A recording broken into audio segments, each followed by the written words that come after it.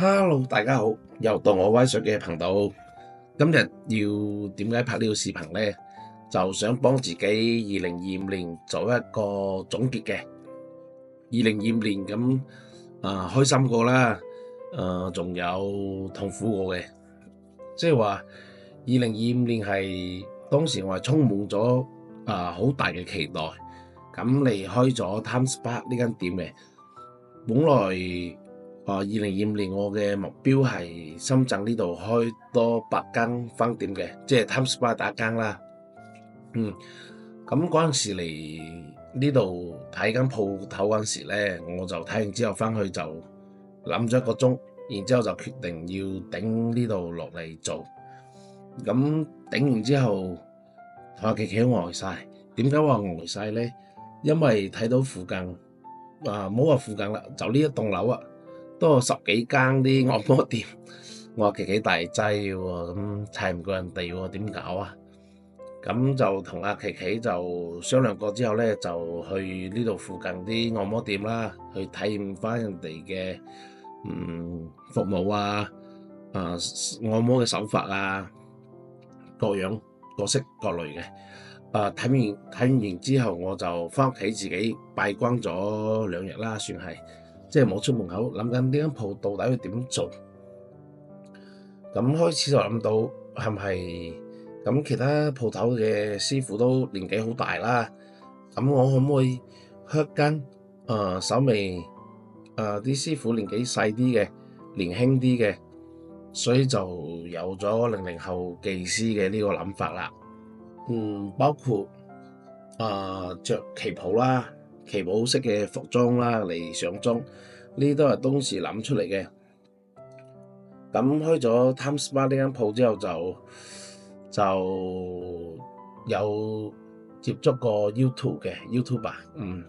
咁接觸咗之後，覺得YouTuber 嘅宣傳好似都做得幾好啊，因為喺路同埋福田啲地方咧，基本上就係做啲香港嘅客戶嘅。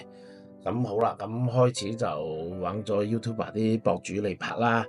咁開始拍咗好多嘅，相信有觀眾朋友都應該有睇過我哋鋪頭嘅宣傳片啦。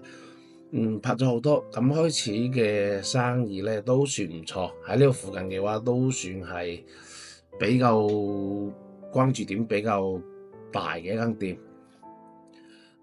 後尾咁大家都知啦，咁又遭到一啲博主嘅攻擊之後咧，就鋪頭生意就差咗好多。所以話有陣時都諗唔明，即係話自己老老實實做生意，因為包括我鋪頭，即係大家可以見到啲價格呢啲咧，就係即見即所得嘅，即係話個價格係點，我哋就係點嘅。因為我唔中意話去收客人啲小費啊。唔使話充值做會員呢啲全部都唔使嘅。我覺得我俾咩價，你消費咩價格就 OK 噶啦。即係話另外要收，有啲話要俾消費要咩飲支水都加2蚊呢樣嗰樣我覺得就唔要嘅。即係諗住啲客即係做完之後覺得我哋啲師傅啲樣貌或者係技術都唔錯嘅話咧，就可以翻轉頭。咁開始揀00後技師呢個決定嗰陣時咧，都受到好大嘅質疑。好多人嚟到就會問你你間鋪頭係9幾929598。我話咩92？我話我架車就加油嘅，加95嘅。但我唔明白你話92、95、98咩意思？後尾慢慢接觸咗先至明白。即係受到質疑，即係話好多人以為我鋪頭係做唔正經嘅，因為佢哋覺得年輕嘅技師係咪就係唔正經？其實唔係嘅，我只不過係想大家可以舒心、舒身，心情又好，咁身體都舒服，係秉承呢個宗旨嘅。所以開咗 Times Park 呢間鋪之後咧，就做咗有幾個月啦。就又開咗樓下5樓嘅501、502，即係喺呢棟樓5樓嘅501、502時光 SPA 嘅。咁開時光 SPA 都係諗住，因為18樓呢度比較細啊嘛，就諗住5樓嗰度開間大啲嘅。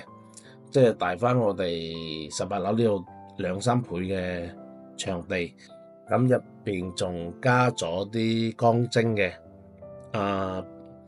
包括我哋啲光晶，只要你過嚟消費嘅話，我哋光晶都係免費任玩嘅。然之後我哋所有嘅項目咧都會贈送一個中六浸腳嘅，中六浸腳都係有帶埋足腳，咁浸腳同埋足腳嘅時間都唔計喺個按摩時間入邊嘅。我哋只有捽完腳之後開始按摩啦，先至會計時嘅，所以會做到一個真正嘅贈送到俾大家咯。包括又唔充值又唔會員呢啲，都係我自己因為做生意就比較老實啦，所以就淨係咁。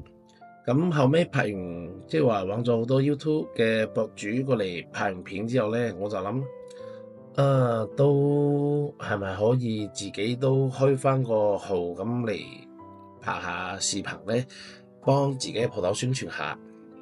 係，然之後有咁樣嘅諗法之後咧，我就有自己學啦。當然我哋香港嘅博主啦，喺呢度都衷心咁多謝南哥阿記，係佢都喺我起個 YouTuber 呢個賬號嗰陣時咧，都幫助我好多，教識我點樣去處理啲視頻點樣去直播呢一直都係南哥帶住我嘅。即係話做 YouTube 呢段時間咧，自己都覺得好開心，即係話可以幫自己鋪頭宣傳啦。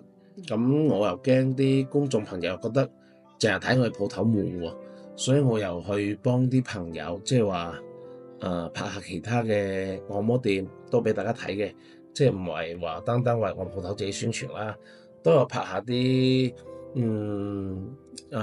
出邊啲美食接落嚟仲會拍多啲旅遊都會俾大家呈現俾大家嘅各式各樣嘅視頻。我只覺得係正能量，唔違規嘅都會去拍嘅。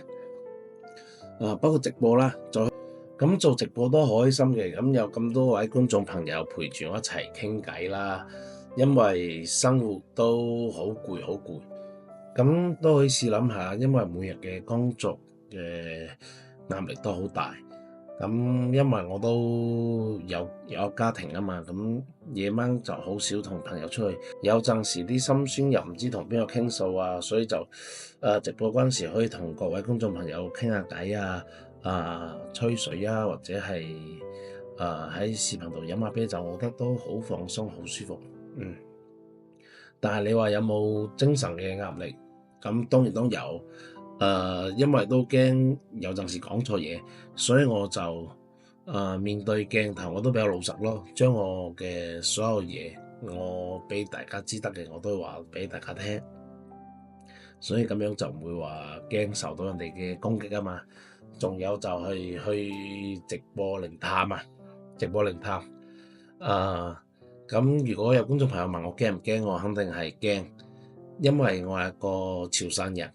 咁我哋係有拜神拜佛呢啲嘅，所以你話面對啲鬼神嘅傳說，即係話啲地方我哋都驚嘅，即係話心理嘅壓力都大。咁冇辦法，因為有啲觀眾朋友都中意，所以我就唯有硬住個頭皮去做。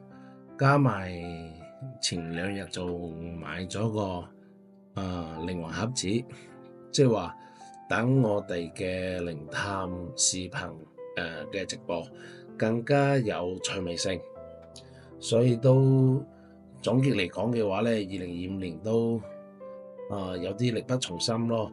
不過都開心嘅，因為最主要就係開咗個 YouTube 嘅頻道，然之後認識我咁多位觀眾朋友。係咁，由於2025年經濟環境，包括可能我自己嘅做生意嘅方法啦，可能唔知係咪有啲問題，所以就鋪頭嘅生意比較差啲，所以我哋就決定咧過年都唔休息嘅，繼續為大家服務。咁各位觀眾朋友，如果話過年